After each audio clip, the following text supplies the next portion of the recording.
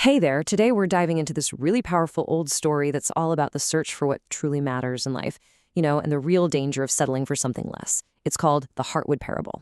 So think about any big goal you've ever set for yourself. It's so easy to get sidetracked, right? You get caught up in these small wins or things that feel important, but they aren't the main thing at all. So the question is, how do you keep your eyes on the actual prize? Well, it turns out this isn't exactly a new problem. There's a 2,500-year-old text, the Cūḻasāropamasutta, that gives us this brilliant metaphor for this very challenge. And it's all wrapped up in a story about finding the essential core of a tree, what it calls the heartwood. Okay, so the story kicks off with this man who needs heartwood.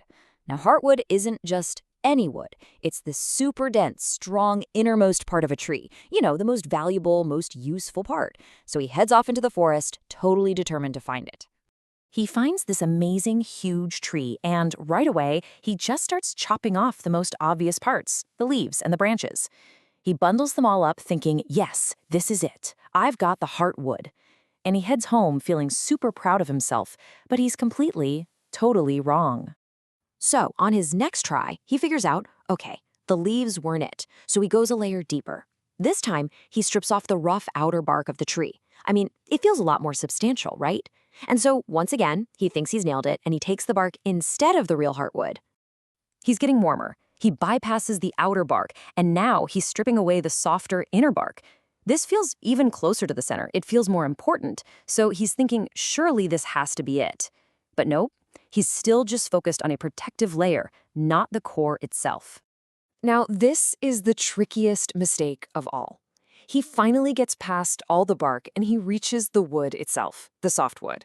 And it looks like wood, it feels like wood, you can even build stuff with it. It's useful, it's valuable, but it's not that strong, enduring heartwood he was actually looking for. He basically settles for good enough. And then finally, we see the person who gets it right. This man ignores the leaves, he ignores the bark, he ignores the softwood. He cuts straight to the core, the sutta, and takes only the true, strong heartwood. Only now has he actually finished his mission. So, what is this all about? Obviously, it's not just a story about logging. The Buddha used this parable as a kind of map for a life of purpose, to show just how easily we can mistake all these superficial layers for the real, profound core. Each part of that tree represents a pitfall we can fall into. And here's the direct one-to-one mapping. The leaves and branches, the flashy stuff on the outside, that's fame, praise, and getting stuff from people. The bark, that protective layer, is like achieving perfect morality.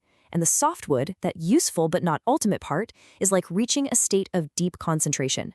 Now look, these are all good things, but if you stop there, you've mistaken the wrapping for the gift. And the original text makes this crystal clear. It basically says the whole point of the journey isn't to get these other things. The real purpose, the heartwood, is what it calls the unshakable freedom of mind. That's the goal. So this brings us to the big question, right? If the goal isn't fame, or being a perfectly moral person, or even having incredible focus, then what is this unshakable freedom of mind? What's the real prize we're all supposed to be looking for? To answer that, we have to put on our language detective hats for a minute. The entire meaning, it turns out, really hinges on one single phrase from the original Pali text. And depending on how you translate it, the goal looks completely different. The term is akuppā cetovimutti. This is it. This is the Pali name for the heartwood, for the ultimate goal of this entire journey. So let's break that down. Okay, so a standard modern dictionary translation gives us unshakable mental freedom. Sounds pretty good. But if we dig deeper into the ancient roots of these words, a much more nuanced meaning starts to pop out. The unprovocable unbinding of the heart-mind. Now, they might sound kind of similar, but trust me, that little difference changes everything. Let's look at that first one, unshakable. That word makes you think of something solid, right? Something strong, permanent, like you're building a mental fortress that nothing can ever break through. It suggests that you've become something, like a diamond, hard, brilliant, unbreakable. But that second translation, it tells a totally different story. The ancient root of akuppā doesn't just mean unshakable, it means unprovocable. And vimutti means unbinding or release. So this isn't about becoming a diamond. It's about becoming an untied knot. There's nothing left to pull on, nothing to tighten, Absolutely nothing there to provoke. It's a state of total release. And this gets to the absolute core of it. The heartwood isn't something you build or add or acquire. It's not about adding strength to yourself. It's a process of subtraction, of untangling what's already there.